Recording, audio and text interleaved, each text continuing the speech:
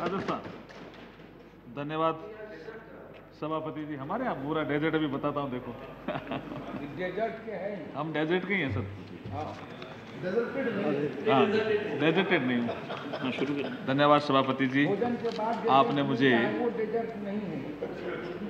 राजस्थान के एमपी हरीश चौधरी के द्वारा एक राजस्थान के रेगिस्तानी इलाके को विशेष दर्जा देने या विशेष पैकेज देने के संकल्प पे बोलने का अवसर दिया। कोई एरिया रेगिस्तानी एरिया क्यों होता है?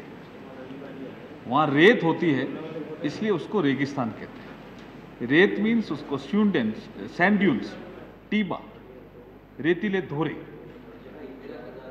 वो बाद में आएगी, इंदिरा कैलान बाद में आई है। और जो रेत होती है वो गर्मी में जल्दी गर्म हो जाती है और सर्दी में जल्दी सर्द हो जाती है, ठंड हो जाती है उसकी। Extreme heat and extreme cold जब एरिया होता है तो वो रेगिस्तान कहलाता है। और हम उस क्षेत्र के रहने वाले हैं जहां एक्सट्रीम हीट भी देखते हैं, टेम्परेचर मैम वहां पहुंच जाता है 49, कभी 50 डिग्री सेल्सियस। और नीचे का टेम्परेचर अगर देखना हो, जम्मू कश्मीर में ठीक है जाता होगा, लेकिन वहाँ एक अलग तरह का वातावरण है। लेकिन हमारे यहाँ जैसे चूरू इलाका है माइनस, पिलानी माइनस, मैं बीकानेर से आता हूँ, कई बार पाला जम जाता है। बाड़मेर जैसलमेर में इतनी ठंड नहीं है। तो रेतीला इलाका होने के कारण एक्सट्रीम हीट और एक्सट्रीम कोल्ड का एरिया कहने से वो रेगिस्तान कहलाता है। लेकिन उसको कवियों ने दूसरे ढंग से वर्णन किया। हमारा एरिया कलरफुल भी है और उसको थोड़ा वो राजस्थानी में मैं बाद में लिखवा दूंगा आपको, लेकिन है वो हल्का सा कि सोनेरी धरती जठे और चांदी रो आसमान। मतलब वो जो दिखता है रेतीला टीबा, वो सोने और चांदी जैसा लगता है, चंद्रमा में धूप में कैसा। सोनेरी धरती जठे और चांदी रो आसमान, रंग रंगीलो रस भरियो मारो प्यारो Rajasthan. We are colourful, we are from the state जो कलरफुल स्टेट। हम कपड़े भी, जैसे मेरी ये टर्बन है, पगड़ी है, कलरफुल है। महिलाएं भी हमारे कपड़े पहनती है, कलरफुल है। मैं भी कलरफुल हूं, है ये रंगीन मिजाज नहीं, कलरफुल है। तो हमारे वहां ऐसी डेजर्ट परिस्थितियां विषम रही, लेकिन फिर भी लोग रहे, जनरेशन टू जनरेशन जिंदा रहे। और मैं एक बताऊं अभी आपको कि हम जब ये पाकिस्तान नहीं बना था तब भी हम सीमावर्ती क्षेत्र के लोग कहलाते थे, क्यों हमारा ये एरिया लगता था ईरान इराक से भी उधर। आज हम एकदम सीमावर्ती, पाकिस्तान की सीमा की अगर कोई रक्षा कर रहा है तो वो रेगिस्तानी इलाके के लोग कर रहे हैं। और वो भी हुक्मदेव जी ठीक कह रहे थे, weaker section of the society के लोग कर रहे हैं, जो खाली बुनाई का काम करते हैं और हैंडीक्राफ्ट का काम करते हैं। लोग संतोषी हैं। 5 पशु पालते हैं, 5 पशुओं में एक गाय है, एक बैल है, गाय दूध पीने के लिए और अपना कुछ दही जमाने के लिए, बैल खेती करने के लिए, बकरी बच्चों को दूध पिलाने के लिए, भेड़ जिससे ऊन वगैरह होती है तो अपना धंधा करने के लिए, और एक ऊंट ट्रांसपोर्टेशन के साधन के लिए। ये जो 5 पशु है जिसके आधार पर हमारा जीवन चलता है हमारे रेगिस्तान में। और पानी कैसे लेते हैं? अभी रेन वाटर हार्वेस्टिंग की बहुत बात आती है, लेकिन हमारे इलाके में मकान थे कच्चे, तो उस समय एक आवश्यकता आविष्कार की जननी ऐसा कहा जाता है। मकान थे कच्चे, उन्होंने देखा पानी मकान में ठहर नहीं सकता, तो उन्होंने एक टांके का सिस्टम शुरू किया। खेतों में एक टांका बनाया गया और उसका केसमेंट एरिया छोड़ा गया कि यहां हम खेती नहीं करेंगे। उसका जो पानी आया वो टांके में भर गया, उसको पानी को हम पीना, और उसी पानी से कभी कभी हम क्या आपसे डिमांड कर रहे हैं, ये विशेष दर्जा तो देना चाहिए, देंगे कि नहीं देंगे। हम डिमांड क्या कर रहे हैं कि हम बहुत संतोषी जीव हैं, हमने डिफिकल्टी में हमें रहना आता है। और हमारे यहां से अभी सही कह रहे थे मेहताब साहब कि हमारे यहां से बिरला गए, हमारे यहां से बांगड़ गए, हमारे यहां से डालमिया गए, हमारे यहां से सिंघानिया गए, बजाज गए, पौधार गए, पता नहीं कौन कौन हमारे यहां से गए, तो देश के विभिन्न भागों में जाकर के और उन्होंने अपनी ख्याति अर्जित की, क्योंकि उनको डेजर्ट में रहने की आदत थी, डिफिकल्टीज में रहने की आदत थी। उन्होंने अपना काम किया और अपनी जो बचत थी उससे उस क्षेत्र का विकास किया। हम उस क्षेत्र के रहने वाले हैं। तो हमारा आपके माध्यम से मांग ये है कि हमारा ये जो विशेष पैकेज है उसमें कुछ राशि की मांग हरीश चौधरी ने की है। हमारी डिमांड ये है कि बहुत सी योजनाओं का आप क्लब कर दो, हमें तो एक बड़ा टांका दे दो हमारे क्षेत्र में, एक बड़ा टांका जिसमें पानी आ जाए, और 5 पशु दे दो, ऊंट, भेड़, बकरी, बैल और गाय, और 5 हमें पेड़ दे दो लगाने के उसके आसपास, टांके के आसपास, जिसमें बेर भी हो सकता है, मेडिसिनल प्लांट के पौधे भी हो सकते हैं, जिससे 4-5 साल में वो ग्रो कर जाए तो हम उसको बेच करके इनकम कर सकते हैं। खिचड़ी भी हो सकती और है। खिचड़ की क्या खेजड़ी भी हो सकती है। 5 हमें पौधे दे दो और 5 हमें पॉइंट दे दो लाइट के। और कैसे दे सकते हो? वो हमारा ही संसाधन है। विंड एनर्जी हमारे पास है, सोलर एनर्जी हमारे पास है, लेकिन टेक्नोलॉजी का उपयोग हम नहीं जानते। ये भारत सरकार को इंटरवेंशन करना पड़ेगा और उससे हमारे घर में 5 पॉइंट दे दो लाइट के, पंखा जले, फ्रिज जले, ऐसे पॉइंट हमें 5 दे दो। और हम कारीगर लोग हैं, हमारे वहां जो हैंडीक्राफ्ट का काम बहुत अच्छा जानते हैं। आपको देखा होगा बाड़मेर की साड़ी, जैसलमेर की साड़ी, बीकानेर का पट्टू, बाड़मेर का पट्टू, शॉल बीकानेर का, नापासर एक जगह है जहां का शॉल इतना फेमस है कि यहाँ के प्राइम मिनिस्टर और राष्ट्रपति उस समय मंगाया करते थे। तो इस तरह के हम कारीगर लोग हैं। तो हमें 5 तरह की जो हैंडीक्राफ्ट है उसको डेवलप करने के लिए कोई धन दे दो, कोई एक काउंसिल बना करके उसमें धन दे दो। और पर्यटन के क्षेत्र में हम बहुत एडवांस हैं। हमारे यहाँ पे फोर्ट है, हमारे यहाँ पे, जैसे मैं बीकानेर से आता हूँ, हमारे यहाँ पे 1000 हवेलियाँ हैं। किस तरह से लोगों ने दुलमेरा पत्थर की उस समय बनाई होगी हवेलियाँ, वो देखने लायक हवेलियाँ हैं और लोग उसको आते हैं। तो पर्यटन के क्षेत्र को विकसित करने के लिए हमें किसी तरह के 5 इंटरवेंशन दे दो और एक हमें रोड, रेल और ये मोबाइल टावर, इससे कनेक्टिविटी से जोड़ दो। फिर हमें ज्यादा कुछ नहीं चाहिए, बाकी योजनाएं चाहे बंद कर दो आप, हमें नहीं चाहिए। हम रह सकते हैं बहुत आराम से। हम, क्योंकि हमें डिफिकल्टी में रहना आता है, हमारा जो आदमी है वो संतोषी है, लेकिन इतनी चीजें तो चाहिए। हम भी संतोषी हैं। हमें आपको एक थोड़ा सा बताना चाहता हूं कि हम क्यों विशेष स्पेशल पैकेज मांग रहे हैं। साक्षरता दर हमारी कम है। अभी कह रहे थे बाड़मेर की, बता रहे थे 1.5% घट गई। मैं बीकानेर से आता हूं, महिलाओं की साक्षरता दर और भी कम है। हमारे यहाँ पे जो मेडिकल की सुविधाएं, ANM सेंटर, PSC, CSC, ये बहुत दूर दूर है। हम 30 किलोमीटर जाएंगे तो कोई काम नहीं आएगा। तो अगर किसी महिला की डिलीवरी होने वाली हो तो वो कैसे कर पाएगी, जननी सुरक्षा योजना का वो लाभ कैसे ले पाएगी?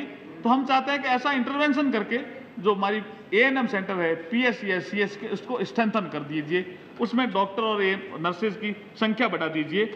हम माइंस हमारे यहाँ बहुत है। ये मार्बल, ताजमहल कहाँ से बना? हमारे राजस्थान से ही मार्बल आया जिससे ताजमहल बना।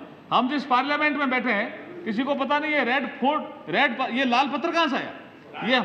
ये हमारे राजस्थान से ये पत्थर आया जिसके कारण ये कितना लाल किला सुंदर लगता है। और हाँ, मार्बल भी हमारे यहाँ से है। अभी जैसे मेहताब साहब ठीक जिक्र कर रहे थे, जिप्सम हमारे पास है, लाइमस्टोन, सीमेंट की इकाई बड़ी लग सकती है।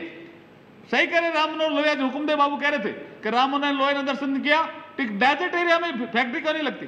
अभी आपका SEZ का कंसेप्ट आया, स्पेशल इकोनॉमिक जोन, हमारे क्षेत्र में क्यों नहीं जाते हैं?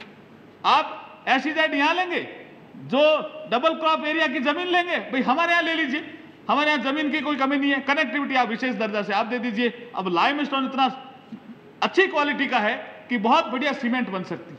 येलो स्टोन, जो जैसलमेर का येलो स्टोन है, वो बहुत दूर दूर तक एक्सपोर्ट होता है। ग्रेनाइट हमारे यहाँ पे है, लखा की ग्रेनाइट बहुत फेमस है। तो मैं ये कहना चाह रहा था कि हमारे यहाँ पे मिनरल्स पे भी कोई कमी नहीं है, लेकिन हम प्राकृतिक आपदाओं के कारण परेशान होते हैं, जिसके कारण बाकी चीजें उन्होंने की, मैं उसमें रिपीट नहीं करूंगा। मैं ये चाहता हूं कि 1 या 2 SEZ हमारे रेगिस्तान में लगे, हमारे यहाँ पर इरिगेशन फैसिलिटी का बढ़े। अभी जैसे जिक्र आया गंगा सिंह जी का, गंगा सिंह जी बीकानेर के महाराजा थे और उन्होंने उस जमाने में गंग नहर लाए। वो 1927 में, आप कोई कल्पना नहीं कर सकते कोई किंग नहर लाएगा। उस नहर का विस्तार अब हुआ और जिसका नाम अब इंदिरा गांधी नहर परियोजना है, लेकिन वो आई उस जमाने में थी। तो हमारे यहाँ इरिगेशन फैसिलिटी बढ़े। जो आज गंगानगर और हनुमानगढ़ जो हमें चावल भी पैदा करता है और हमारे कॉटन भी पैदा करता है, वो इसी नहर के कारण है। नहर नहीं होती तो कुछ नहीं होता। इसलिए इरिगेशन फैसिलिटी हमारे यहाँ पे बढ़नी चाहिए।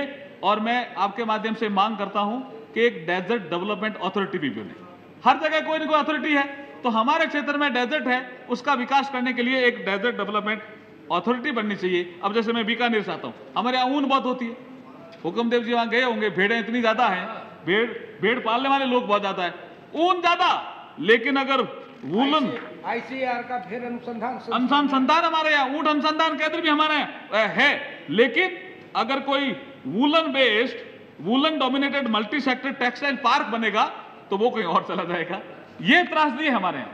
श्री गंगानगर, हनुमानगढ़, बिनौर, भादरा जहां ये गए वहां कॉटन होती है, लेकिन कॉटन टेक्सटाइल पार्क कोई बनेगा तो वो कोई और ले जाएगा, कॉटन ग्रोइंग एरिया में नहीं जाएगा। ऊन हमारे यहाँ होती है और पार्क कोई बनेगा। तो ये इस तरह की जो सरकार के जो इंटरवेंशन है वो हमारे यहाँ डेजर्ट में हो तो डेजर्ट का विकास हो सकता है। मैं आपके माध्यम से कहना चाह रहा था। एक अगला जो बिंदु मेरा अगला जो बिंदु मैं कहना चाह रहा हूं कि हमारे यहाँ एक फेमिन कोड है। अकाल हमारे यहाँ जैसे पिछले 60 सालों में हमारे यहाँ 46 बार अकाल पड़ा, 46 टाइम। किसको कहते हैं? हम अकाल में जी हैं। और वहां पर अकाल जब पड़ता है तो एक फेमिन कोड है जो हमारी रेगुलेशन होता है। अब वो फेमिन कोड किसी जमाने में अंग्रेजों के टाइम में बना दिया था, उसकी मजदूरी भी कम, उसके रेगुलेशन भी कम, उसके मेट की पावर भी ज्यादा। ऐसा क्या फेमिन कोड को तो आप अमेंडमेंट कर सकते हो? वो तो आपको कोई उसमें ज्यादा पैसा नहीं लगता, उसमें कोई ज्यादा आपको पैसा लगाने की जरूरत नहीं, उसको तो आप अमेंडमेंट कर सकते हो। दूसरा मैं ये कहना चाह रहा हूं कि पशुधन, भेड़ बकरी पालने वाला, उसमें इनकम टैक्स नहीं है, लेकिन पशुधन से कोई चीज बनती है तो उस पर इनकम टैक्स है। तो मैं कई इन्वेस्टर से बात की, भाई आप हमारे राजस्थान में आके इन्वेस्ट क्यों नहीं करते वेस्टर्न पार्ट में? वो कह रहे हैं पशुधन तो है आपके पास, ठीक है, जैसे आपके पास पशुधन है, लेकिन अगर हड्डी पीसने की हम कोई फैक्ट्री लगाएंगे तो हमें इनकम टैक्स लगेगा। वो छूट तो आप दे सकते हो, वो तो आपके हाथ में है।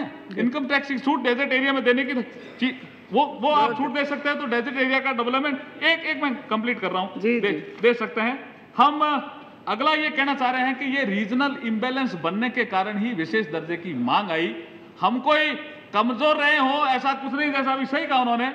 भक्त मीराबाई पूरे देश में नहीं संसार में प्रसिद्ध है, महाराणा प्रताप वीरता में देश में नहीं संसार में प्रसिद्ध है। और मैं एक चीज और कह रहा हूं कि हमारे यहां जो चीजें हुई है, जैसे रोइडा एक पौधा होता है रेगिस्तान का, उसके फूल इतने सुंदर लगते हैं आप कल्पना नहीं कर सकते, लेकिन कोई टैप करने वाला नहीं है। और जो हमारे पक्षी हुए हैं जैसे गोडाउन के बारे में बहुत चर्चा हुई, लुप्त हो रहा है, उसकी रक्षा कौन करेगा? इसमें जिक्र आना चाहिए। कुर्जा साइबेरिया से आती है हमारे यहाँ पे। हमारा आदमी जो है रेगिस्तान का, वो दिन छिपते ही सो जाता है, कोई ज्यादा टाइम नहीं लगाता। 6-7 बजे तो आप तो यहाँ दिल्ली में तो या बॉम्बे में तो 10-11-12 बजे तक नहीं सोता। हमारा आदमी तो 6-7 बजे सो जाएगा और सुबह 4 बजे उठ जाएगा और प्रकृति के साथ जिएगा, कुर्जा को देखेगा। और ये कुर्जा कहां से आ रही है? साइबेरिया से कुर्जा आती है पानी पीने के लिए हमारे यहाँ। जब वहां पर पड़ती है तो हमारे यहाँ और हमारे यहाँ के लोगों ने तालाब बनाए, हमारे यहाँ के लोगों ने उसको रहने के लिए स्थान दिया और दाना डालने की जगह दी कुर्जा को भी। हम उस क्षेत्र के सांप को भी हमने पाला। आप देखोगे ये सांप को भी कैसे पाल दिया।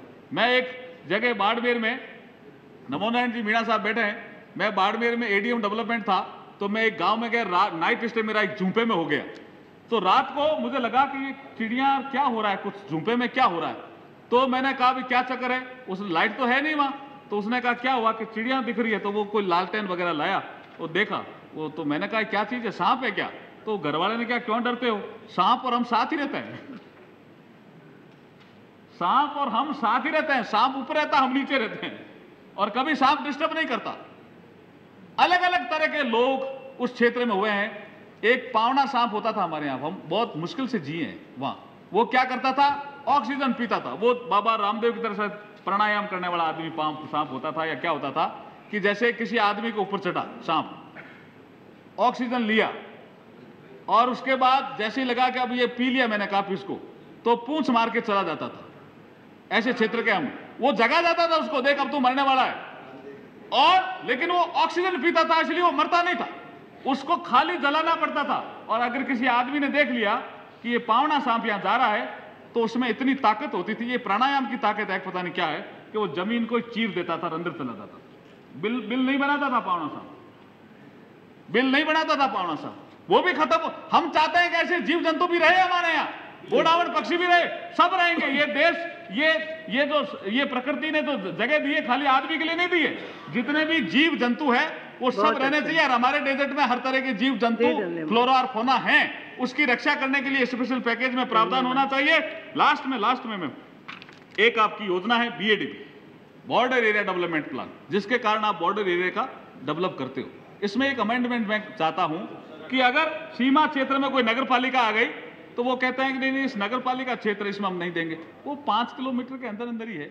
ये छोटे छोटे अमेंडमेंट मैं आपके माध्यम से सरकार को सुझाना चाह रहा हूं कि अगर इस तरह के अमेंडमेंट होंगे तो हम राजस्थान को एक हरा भरा रेगिस्तान जो एरिया हमारा 16 जिला जिसके आते हैं वेस्टर्न पार्ट के, वो हरा भरा कर सकते हैं। और जैसे पहाड़ी क्षेत्र में आपने इंडस्ट्री लगाने के लिए टैक्स हॉलिडे घोषित किए, इनकम टैक्स की छूट दी, एक्साइज की छूट दी, ऐसी छूट हमारे राजस्थान के पश्चिमी राजस्थान के इलाकों में भी दीजिए तो हम राजस्थान का विकास कर सकते हैं। जो हरीश चौधरी ने संकल्प दिया है, संकल्प लाए प्राइवेट मेंबर बिल के माध्यम से, उसका हम समर्थन करते हैं। आपने मुझे बोलने का अवसर दिया, उसके लिए बहुत बहुत धन्यवाद।